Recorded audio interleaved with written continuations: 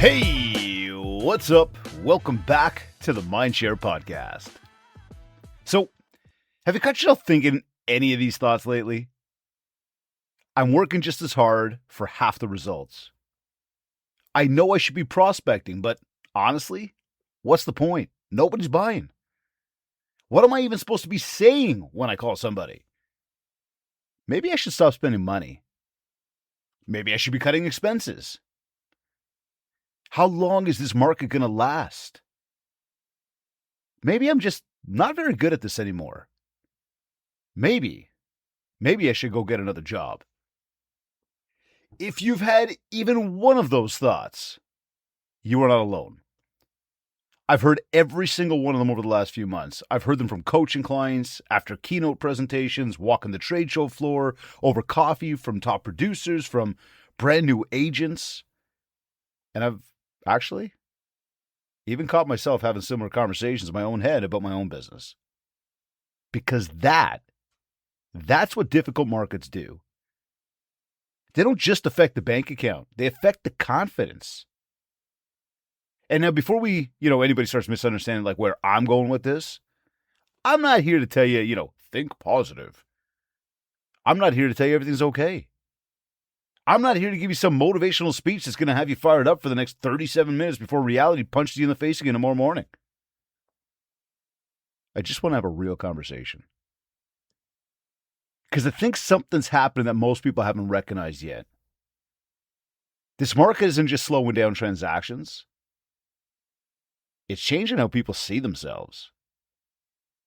This is episode number 395. Think about where we were just a few years ago.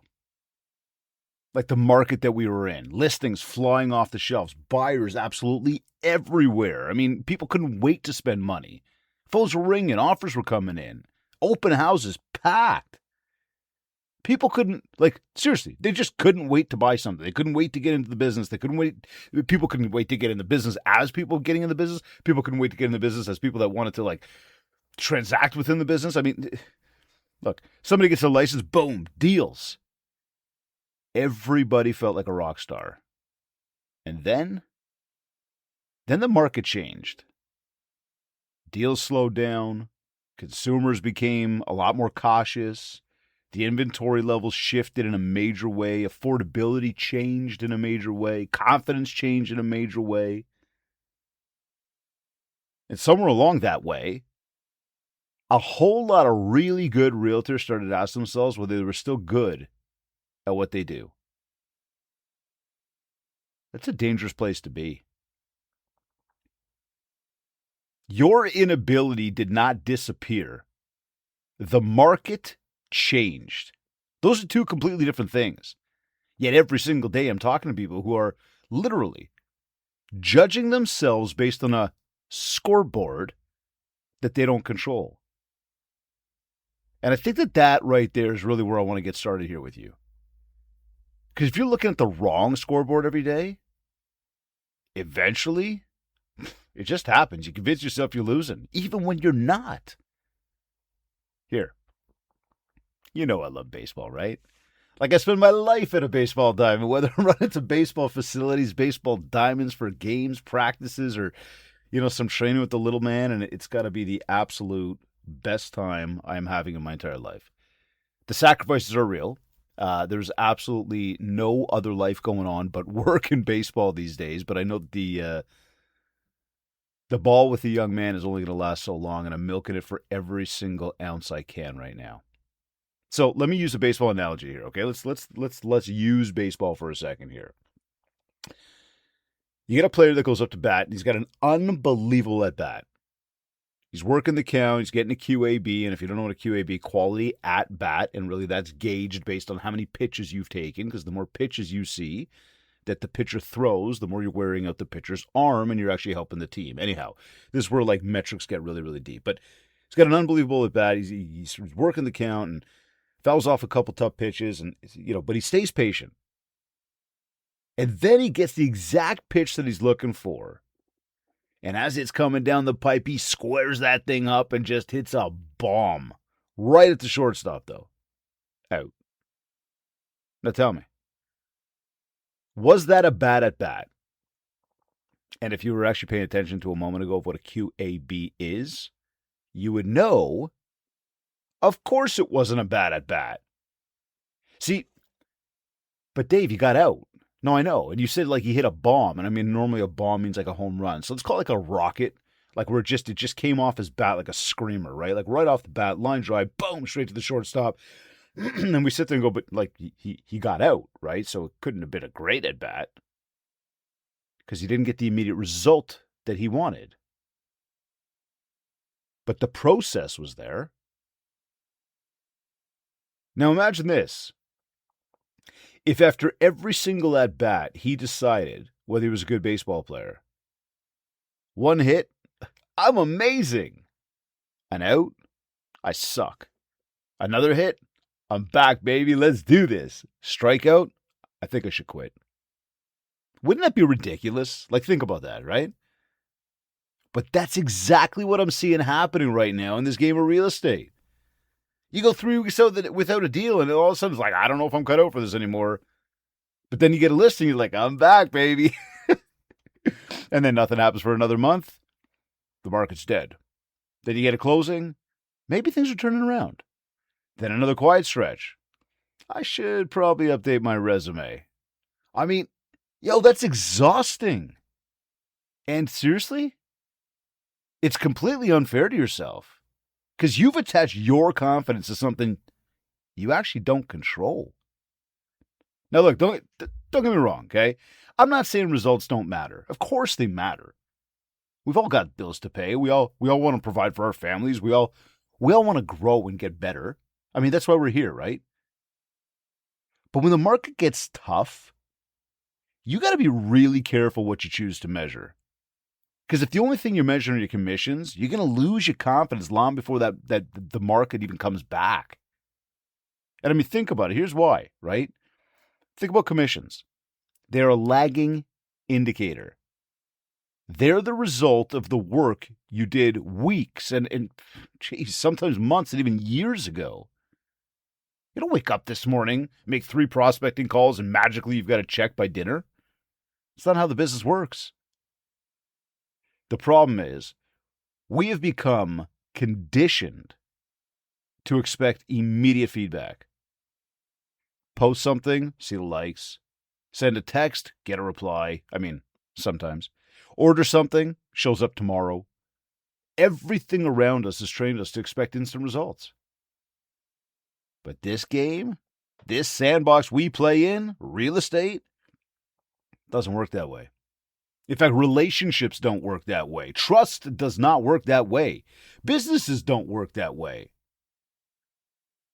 You plant, you nurture, you follow up, you stay visible, you build the mind share.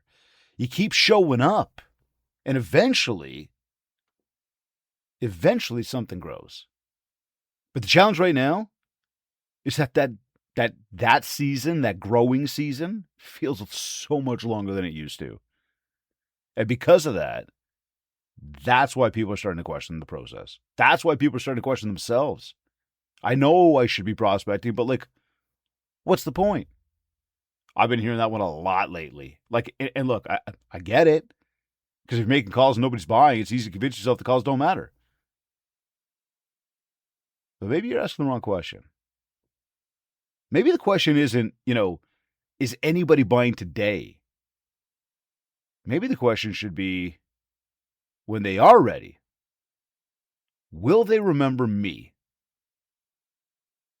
Because the people buying 6 months from now, the people who are listing next spring, the people who finally decide interest rates are low enough, they're talking to somebody today. The question is that somebody you?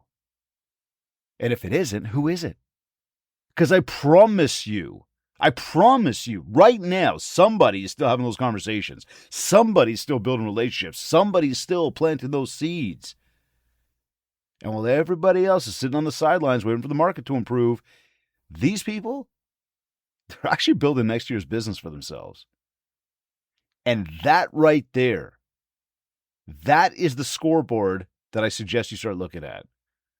Not today's commission check, today's conversations, today's follow-up, today's relationships, today's opportunities to stay relevant, because those are the things you can actually control. Okay, time for a quick commercial break here, as we always need to do and want to do. This episode of the MindShare Podcast is brought to you by Kit's Keep in Touch Systems, helping you generate more repeat and referral business by staying top of mind with the people who already know, like, and trust you. And REM Real Estate Magazine, Canada's trusted source for news, insights, and what's actually happening across the real estate industry here in Canada.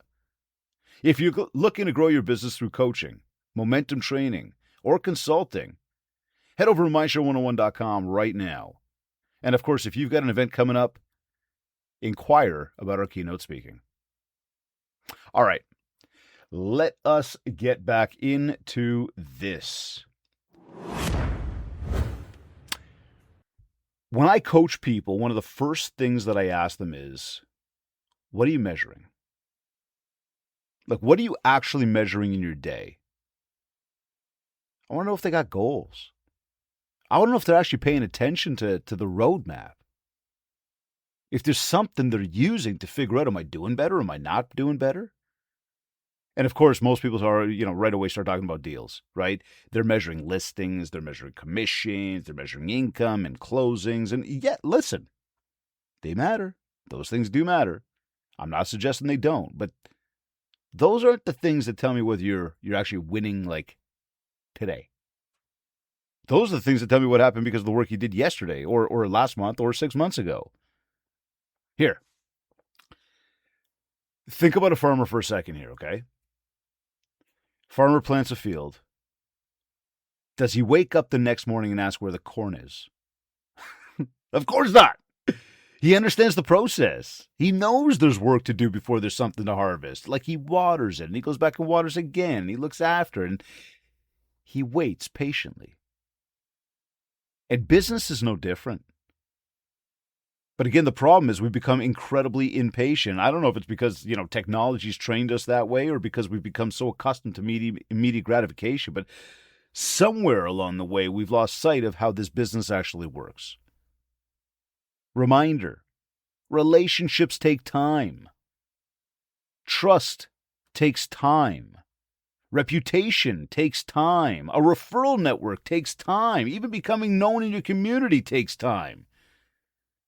Yet every day we wake up expecting instant results. Then when they don't show up, we assume something's wrong. No, sometimes nothing's wrong. Sometimes it's just Tuesday. Now, here's another thing I've noticed, okay? The quieter the market gets, the more people start chasing shortcuts. Everybody starts looking for the magic answer, that secret pill, that magic in a bottle, whatever. That new lead source, the perfect CRM. Oh, the AI tool that's going to solve everything. I've got to change up my marketing. I found this script that's going to be amazing. Oh, did you see what's going on in social these days? If you're not into it, you're not going to win like me. Anything that promises to make life easier. And again, I understand why. When business gets hard, we're looking for hope. The problem is hope often disguises itself as a distraction. And instead of getting really good at fundamentals, people just keep changing direction. Like, they just keep starting over again and again and again. And you really just don't stay with anything long enough to actually see whether it worked. I've seen people change their marketing 3 times in 6 months, like CRMs twice in a year, bounce from one coach to another, completely redesign websites for absolutely no reason, rebrand themselves. Oh, here, change brokerages because, I wasn't busy enough. All because they're looking for an answer. But sometimes the answer isn't about changing what you're doing. Sometimes it's simply sticking with what already works long enough for it to work. And that is a very different conversation. Now, before you think I'm telling you to keep, doing things that clearly aren't working, I'm not. There are times when we absolutely need to pivot. The markets change, and the consumers change, the technology changes, and we got to adapt. We've talked about AI. We've talked about Google. We've talked about content. We've talked about building relationships in a different environment than we had 5 years ago. Adapting is part of the business. But quitting every strategy before it's had a chance to produce a result? That's not adapting. That's straight up just reacting. Those are really different things. And I also think we need to stop pretending that everybody should doing the exact same things. Like, one of the biggest mistakes I see is people trying to build somebody else's business. They watch somebody else on Instagram or see somebody crushing on YouTube, or they hear, somebody's making hundreds of cold calls, and, so somebody else is knocking on doors. I mean, somebody else has, built a referral business. Then they try to become all of them. I mean, no wonder people are exhausted. Figure out who you are. Figure out what you're good at. Figure out how you naturally connect with people. Then build your business around that. Because consistency becomes a whole lot easier when you actually enjoy the way you're building your business. Now, let's rewind and go back to that scoreboard that I brought up earlier, okay? If I were coaching you one-on-one today, I'd ask you to build a completely different one, okay? A different scoreboard. And not that this has to last forever necessarily, but like, we're talking, let's say, for the next 90 days. And forget commissions for a minute here. Those will take care of themselves if the fundamentals are there. Instead, I want you to know things like, how many meaningful conversations did you have this week? Not texts, actual conversations. How many people did you genuinely reconnect with? How many follow-ups actually happened? How many new people entered your database? Remember, I've told you how many times? One new person a day. How many coffee meetings, lunch meetings, whatever you want to call them, but like, how many of those have you scheduled? How many handwritten notes did you send? How many videos did you record? How many opportunities did you create for somebody to remember your name? Have you been building the MindShare so you get the market share? Because all those numbers right there, those tell me whether you are or you're not. Those tell me whether you're actually building a business or you're just saying you want to. The commission check, though, that just tells me whether the seeds you planted months ago finally grown. And like, there is a big difference there. And look, this stuff matters. If you judge yourself every day by the things you don't completely control, eventually you lose confidence. Yes, you'll stop making the calls, and you'll stop doing the follow-up, and you'll stop creating content. You stop showing up. I don't think it's just out of laziness. I think it's because your brain's convinced you the work isn't working. And that could be a real dangerous place to be. See, the market doesn't beat most people. It's the fact that most people beat themselves first. They stop before the market ever has a chance to even reward their effort. Like, not pushing through the hard times, saying, that's it, I'm giving up. So here's what I challenge you to do this week. Take out a piece of paper. On that piece of paper, I want you to draw 2 columns. On one side, I want you to write down everything you're measuring right now. Listings, closings, commission, income, whatever it is. Then ask yourself a real simple question. Do I actually control this? And if the answer is no, move it to the second page. Now, create a new scoreboard. One built around the execution, like we just talked about, right? The conversations, the appointments, the follow-ups, the relationships, the visibility, the things that only happen because you decide to show up today.